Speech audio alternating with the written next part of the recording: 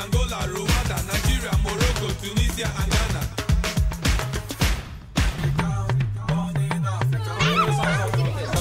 A true born African.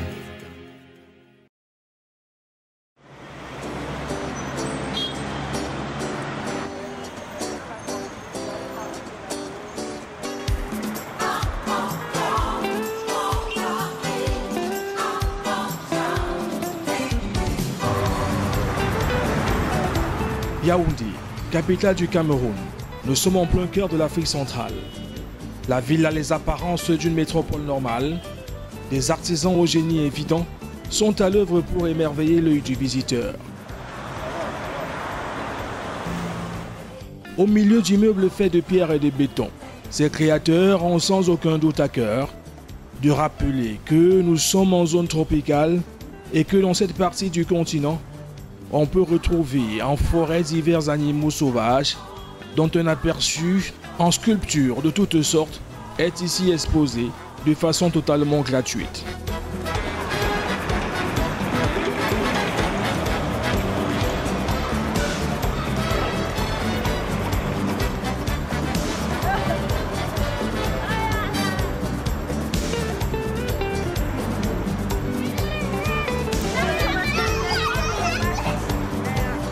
Petit moment d'évasion en plein centre-ville. Des véhicules vont et viennent dans tous les sens. Et par moments, on a même droit à quelques bouchons, comme ici, au lieu-dit poste central, lieu chargé d'histoire. C'est en effet la place principale de tous les rassemblements d'envergure pour célébrer les moments forts de la nation camerounaise.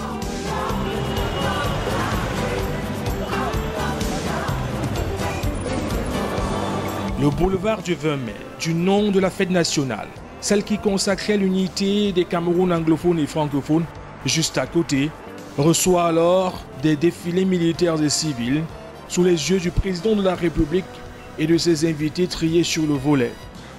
Mais cette année sera différente et aucun rassemblement ne sera autorisé pour cet événement ô combien important dans la vie du pays.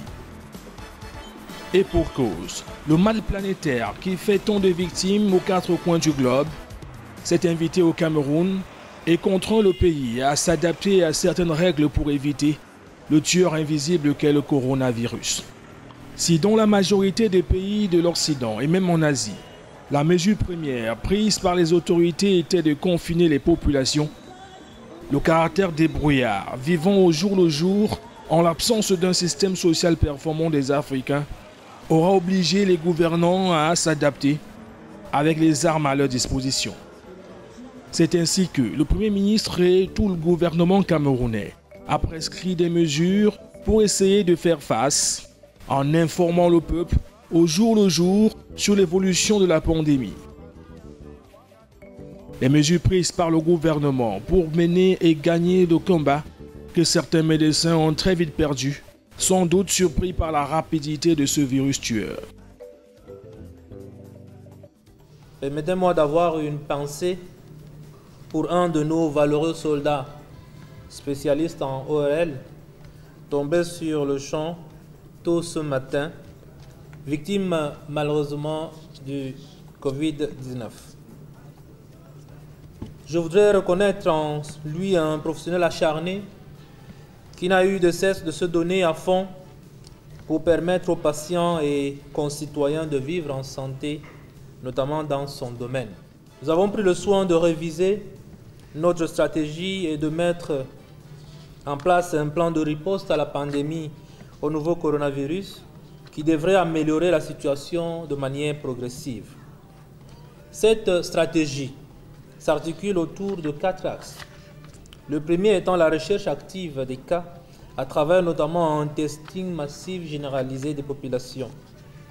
Le second axe est la prise en charge optimale des cas confirmés positifs, aussi bien du point de vue des protocoles de l'offre hospitalière que de l'offre en équipement. Le troisième axe est la régulation sociale, dont l'objectif est de limiter la contamination communautaire à travers notamment des actions de sensibilisation, de régulation des flux des personnes dans les lieux de grandes affluences.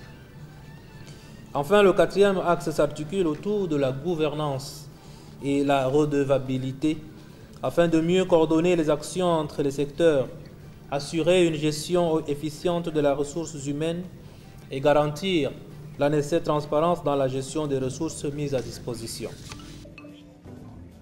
L'heure est donc à la transparence, mais aussi à la vigilance. Une vigilance qui prend les allures d'actions concrètes avec des séances de désinfection des lieux publics, comme ici, dans un bâtiment interministériel.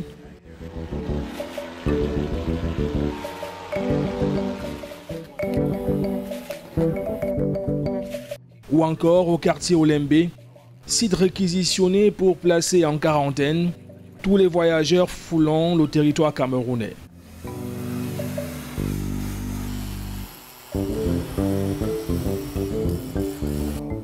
Les travaux d'aménagement d'un centre spécialisé ont connu un avancement significatif. Les commodités mises sur ces sites permettent notamment de réduire le stress provoqué par l'isolement. Il serait d'ailleurs utile de rappeler qu'une équipe médicale et sanitaire est commise à la prise en charge de ces patients, sacrifiant ainsi leurs familles, amis et connaissances pour servir la communauté nationale dans cette situation particulière. Une campagne de désinfection lancée par Philemon Yan, chef du gouvernement du Cameroun, qui avait décidé de mettre un accent particulier sur les agences de voyage, toujours opérationnelles, à l'instar de la structure en charge du transport ferroviaire. Au-delà des discours officiels et des images de combat, nous avons voulu nous faire notre propre idée de la situation réelle sur le terrain. C'est ainsi que nous avons déposé notre caméra pour une journée au cœur du quartier administratif du Cameroun. Partout, des banderoles et pancartes qui avertissent sur la pandémie. Au ministère de la Santé publique, où nous avons rendez-vous avec le directeur de la communication, un dispositif pour désinfecter est installé et tous les usagers doivent passer par là. C'est automatique là. Vous allez patienter, hein, monsieur. Monsieur, partez où?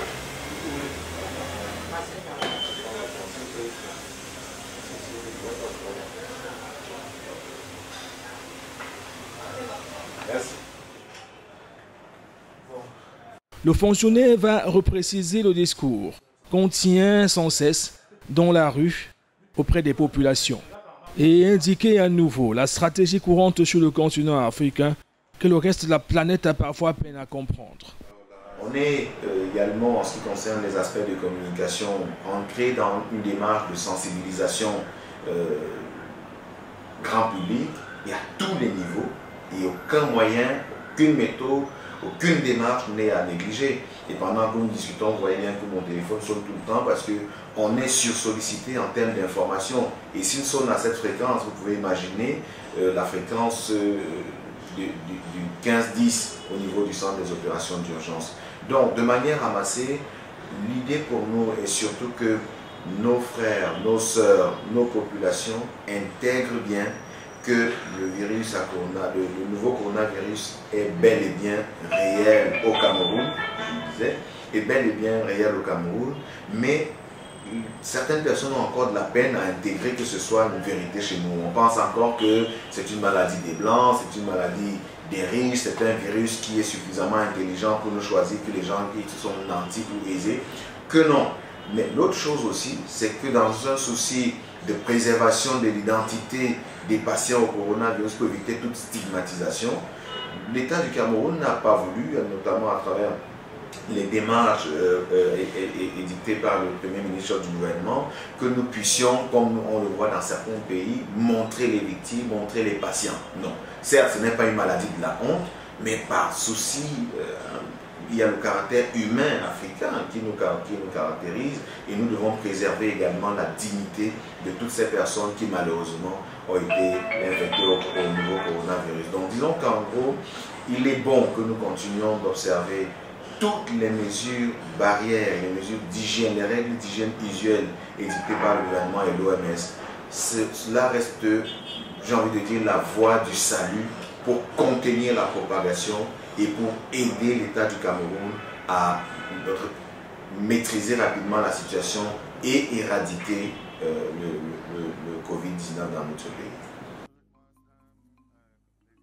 La discussion nous permettra d'apprendre que le gouvernement camerounais avait acquis un important lot supplémentaire constitué notamment de médicaments dont la chloroquine, élément prescrit par le protocole de soins dans plusieurs pays du continent noir. Nous n'avons pas seulement écouté du côté de la France, par exemple de Marseille, avec les propositions du professeur Didier Raoul, mais il y en a au Bénin à côté de nous, il y a des propositions du Burkina Faso, de la RDC et puis même de Madagascar. Et certaines propositions sont même d'autant intéressantes qu'elles sont bâties sur des ressources endogènes comme l'artémisia annua et toute autre chose. Nous croyons que nous avons eu la chance de rencontrer par exemple le directeur de l'Institut de recherche sur le plan médicinal. Je crois que c'est le moment vraiment que les instituts nationaux travaillent pour faire une proposition. Nous avons 42 morts, c'est 42 morts de trop à ce jour. Donc je crois que nous ne pouvons pas tout simplement prendre la proposition de hydrochloroquine, azithromycine comme une panacée. Tout autour de nous, d'autres pays africains ont fait d'autres propositions. Et même au niveau local, il y a des thérapeutes qui ont fait des propositions qui ont sous forme écrite. Il va falloir peut-être, pendant qu'on y travaille, que le ministère de la Recherche, les experts de ce ministère fassent une synthèse, qu'ils observent le comportement même des traitements qui sont suivis jusqu'à présent, qu'ils voient dans quelle mesure les médicaments, les traitements qui ont été appliqués ailleurs, comme à Madagascar, comme au Bénin, comme au Burkina Faso, comme à RDC, peuvent permettre d'améliorer la prise en charge locale chez nous. Parce que il y a vraiment urgence à la matière. Les infrastructures ne sont pas suffisantes. Les tests même, la systématisation des tests n'est pas encore faite. Donc, voilà l'intérêt, par exemple, de contractualiser avec beaucoup d'infirmiers pour les faire sillonner les quartiers et pratiquer les tests.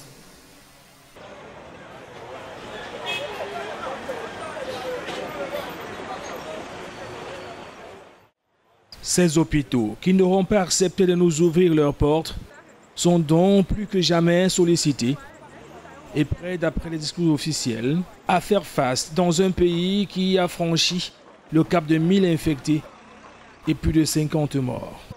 La dernière mesure en date, celle qui fait couler beaucoup d'encre et de salive, est la prescription du port du masque qui devient obligatoire. Si un fonds spécial a été créé par le président Paul Biya, dans lequel il a d'ores et déjà déposé la somme d'1 milliard de francs CFA et reçoit notamment des contributions importantes, comme celle du président du Sénat. Nous avons travaillé avec le ministre du Développement local dans le cadre de la contribution des collectivités territoriales décentralisées à la lutte contre le Covid+. Et comme vous le savez très bien, le Sénat représente, n'est-ce pas, les collectivités territoriales décentralisées à ce niveau de l'administration. Et donc la démarche aujourd'hui qui a consisté à recevoir un chèque du Sénat va davantage contribuer, va davantage renforcer notre moyen d'action sur le terrain, notamment en matière d'équipement, en matière d'acquisition, n'est-ce pas, des médicaments pour les patients, en matière de contrôle tout simplement de l'épidémie sur le terrain. Mais nous devons dire que dans notre stratégie de décentralisation de la lutte, telle que le président de la République, son Excellence Paul Biya l'a voulu, nous devons davantage travailler étroitement avec les collectivités territoriales décentralisées, les autorités administratives et nos services déconcentrés sur le terrain, si nous voulons bien avoir des résultats sur le terrain. Merci. Il n'en demeure pas moins que certaines personnes ne décolèrent pas quand elles s'imaginent mettre la main dans la poche, comme ici à Douala, poumon économique de la zone Afrique centrale. L'une des villes les plus touchées au sud du Sahara, mais les plus exposées aussi avec une population estimée à plus de 3 millions d'habitants. Chaque mois, on paie 3 000 francs de ticket du marché. Mais le casque, le cache-nez de 300, on ne peut pas nous acheter ça. Si ça me tue maintenant, on va dire que c'est de Corina. Moi, je vis avec des Camerounais trop pauvres qui sont même incapables d'acheter même un masque. Vous voyez une maison d'un papa qui a 6 enfants. Il n'a même pas un salaire de 20 000 francs, 30 000 francs le mois. Il souffre, il est maçon, il se débrouille au quartier. Il pourra acheter un masque, c'est combien? Un masque. S'ils avaient au moins prévu partager les masques aux gens, distribuer d'abord les masques gratuitement, ce n'est pas la peine de mettre la charrue avant les bœufs. On prend est-ce qu'il y a des mesures d'accompagnement par rapport à ce port de masque obligatoire? Le masque doit se faire changer chaque peut-être 3 heures, je suppose. Pour chaque 3 heures. Quel est le Camerounais du sous-quartier de Bilongue, par exemple, ou de, je sais pas, d'un village à Abo, ou à Bakoko, ou à, je sais pas, dans un village, qui sera capable de changer de masque chaque 3 heures? Et chaque masque lui coûtera combien? Quel est son revenu journalier ou mensuel? Est-ce qu'il sera capable de payer ce masque? Dans la réponse locale, la société civile s'est retrouvée absente. C'est-à-dire qu'il n'y a pas vraiment une place donnée à la société civile, ni en termes de stratégie, ni en termes de représentativité. Nous pensons aussi que les mesures de barrière qui ont été proposées par le gouvernement sont bonnes et nous les appliquons, c'est-à-dire les masques, le lavage des mains, la distanciation sociale, la réduction du nombre de places dans les véhicules, mais que tout ceci doit être accompagné de mesures d'accompagnement, par exemple la réduction du coût du carburant, des subventions d'un certain nombre de choses, peut-être pour l'acquisition des masques par exemple. Les mesures d'accompagnement du gouvernement ne sont pas assez suffisantes. Il serait important qu'on puisse soutenir cette couche sociale vulnérable. Vous savez, ce n'est pas la particularité du Cameroun, mais en Afrique subsaharienne en général, les économies sont très faibles et le secteur informel occupe une place importante. Et la réalité sur le terrain, est-ce qu'en termes d'emploi, il y a une forte présence des emplois précaires, ou encore disons plutôt du sous-emploi, c'est-à-dire ces personnes qui gagnent généralement leurs revenus au jour le jour. C'est un problème qui est déjà perceptible. Dans nos différents quartiers, nous avons déjà compris que la situation risque d'être très difficile et il est important que le gouvernement puisse prendre des mesures pour anticiper cela.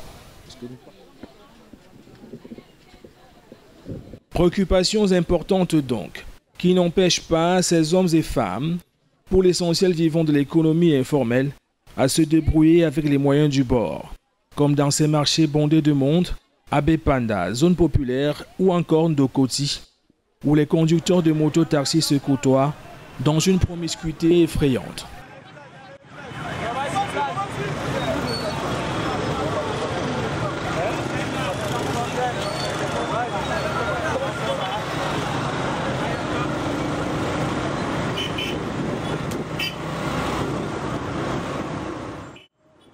Fort heureusement, face à l'urgence sanitaire, certains acteurs de la société civile prennent des initiatives pour mettre les masques de protection à la disposition des nécessiteux, faute de réussir à faire passer le message sur la distanciation sociale.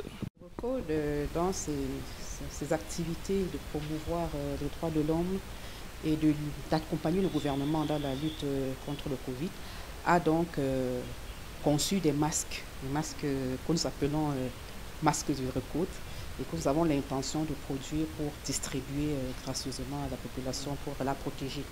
Alors ce sont des masques qui sont faits à partir du coton, parce que le tissu approprié, c'est le tissu en coton, puisqu'il est posé sur le visage, il permet de faciliter la respiration et nous sommes en pays chaud, et de permettre à ce que le masque ne chauffe pas trop pour gêner le porteur.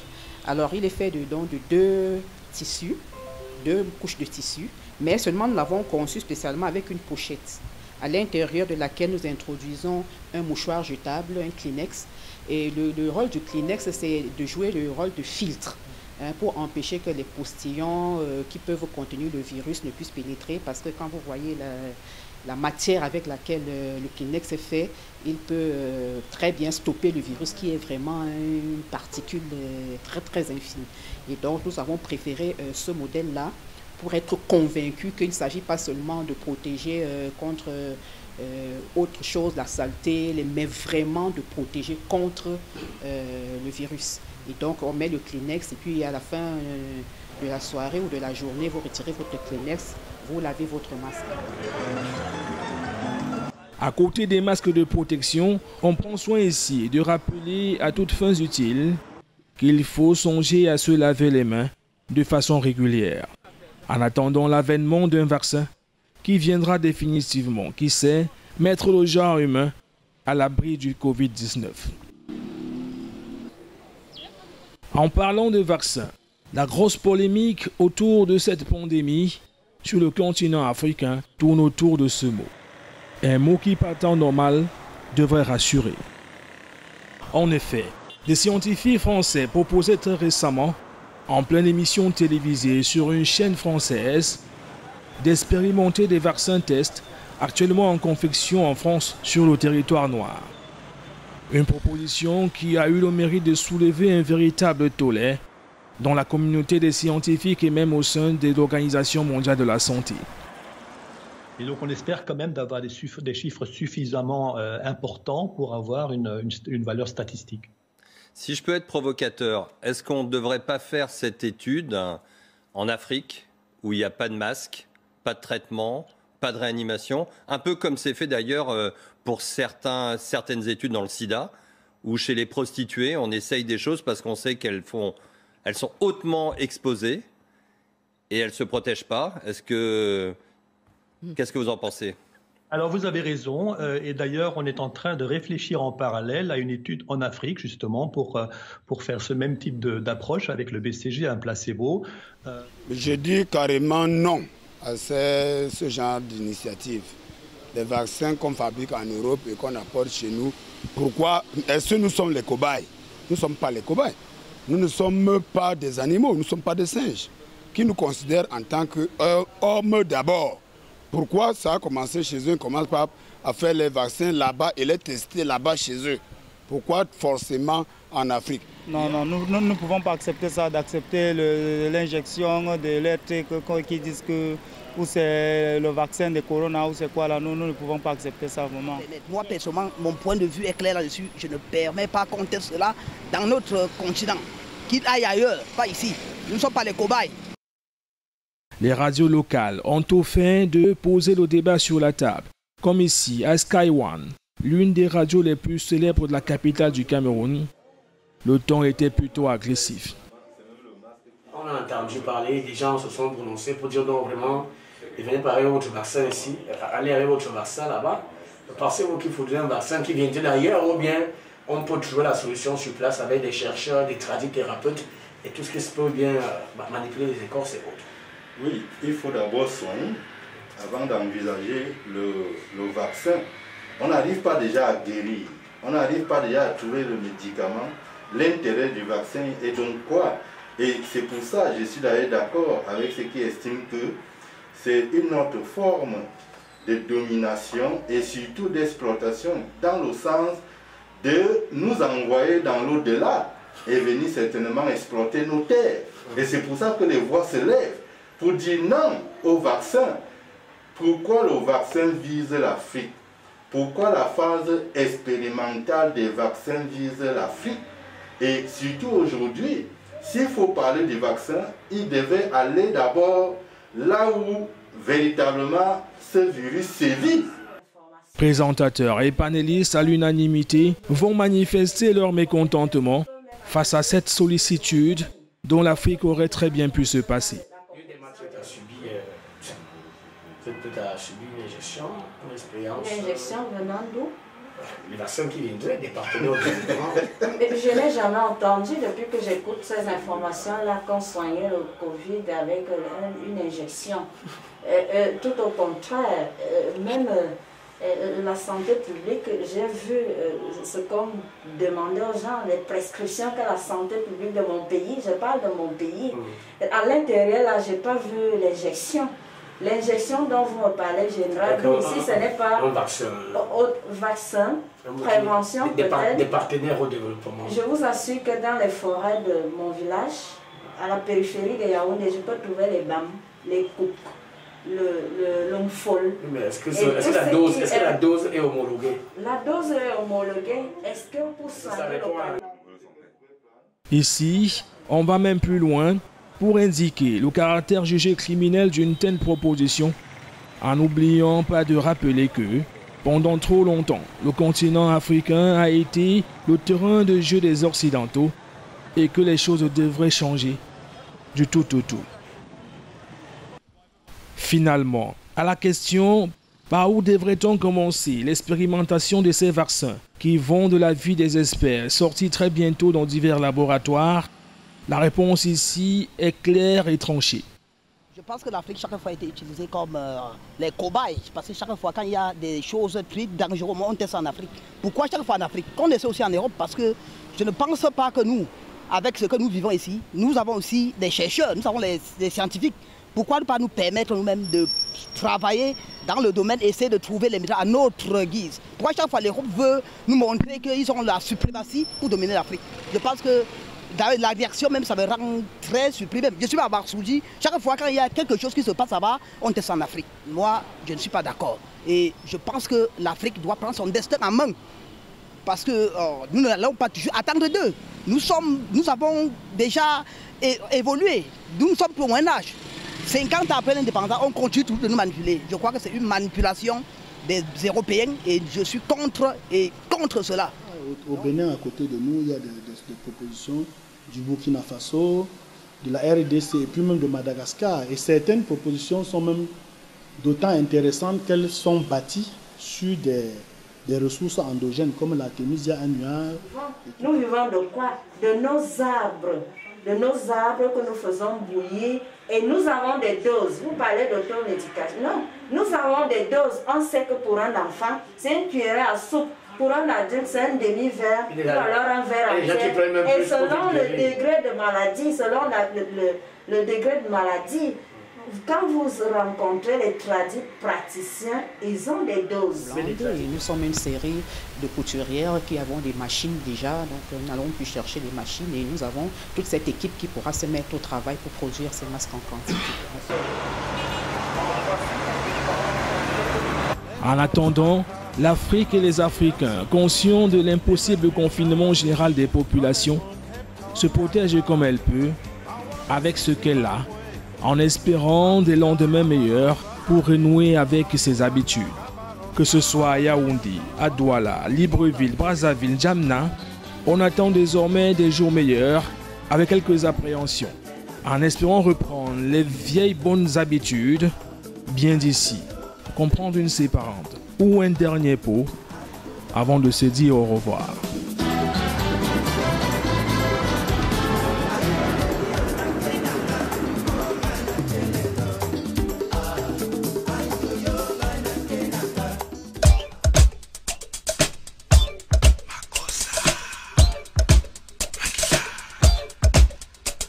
Mama ko, mama sa, mako, mako sa, mama ko, mama